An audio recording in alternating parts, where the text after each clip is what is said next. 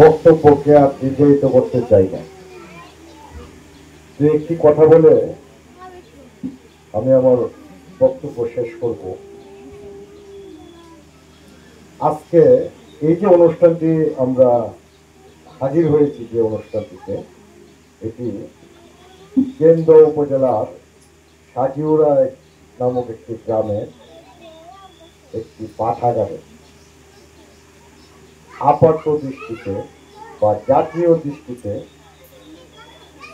এই ঘটনাটা খুবই একটা ক্ষুদ্র ঘটনা মনে হলেও আমার কাছে এই ঘটনাটা একটা ঐতিহাসিক গুরুত্ব রয়েছে। আমরা এমনই একটা সময় এখানে একত্রিত হয়েছি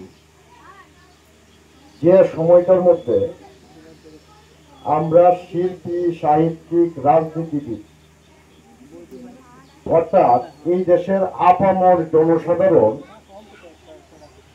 আত্মপরিচয়ের অনুসন্ধানে আছে। দেখেন, আমরা বসবাস করি ভারতীয় রিজিয়নে, ভারতবর্ষে, অর্থাৎ বলা হয় ইন্ডিয়া, যেটাকে বলা হয়।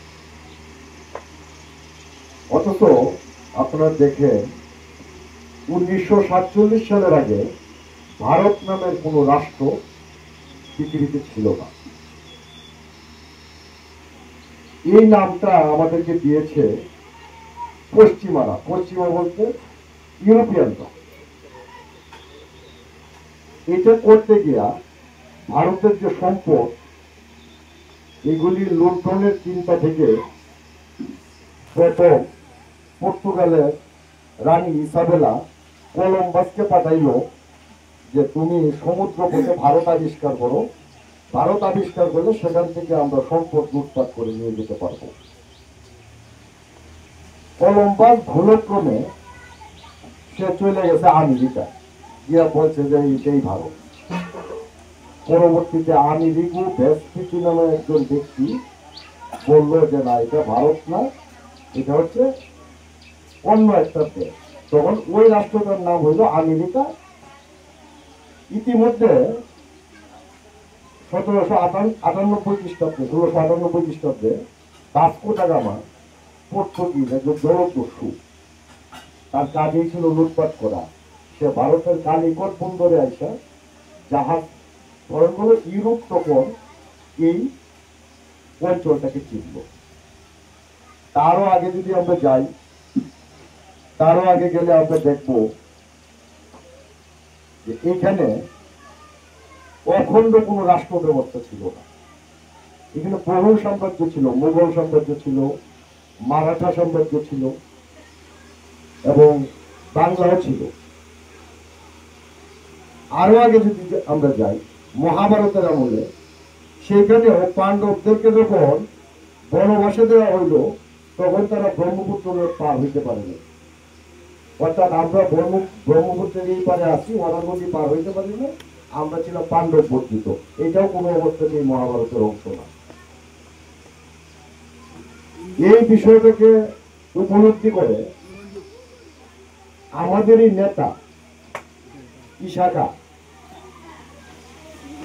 তিনি এক সময় যখন দিল্লি যখন আমাদের এই অঞ্চলকে দখল করতে আসলো, এই বাংলাকে, তখন তিনি চাঁদ রায়, কেদার রায়, এরকম অনেক রাজা, হিন্দু মুসলমান মিলিয়ে রাজাদেরকে নিয়ে তিনি দিল্লির শাসনের বিরুদ্ধে একটি প্রতিরোধ করে তুলেছিলেন। সেই প্রতিরোধের আলোকে তখন আমরা কিন্তু ওইটা বলি নাই যে আমরা অসাম্প্রদায়িক, আমরা এটা বলি নাই যে আমরা মুক্ত না।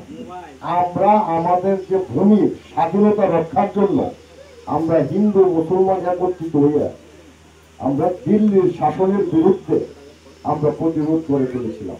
এবং সঙ্গত কারণেই মুঘলরা একচ্ছত্রভাবে কোনো সময়ই বাংলাকে দখল করতে পারে নাই, অধিকার করতে পারে নাই।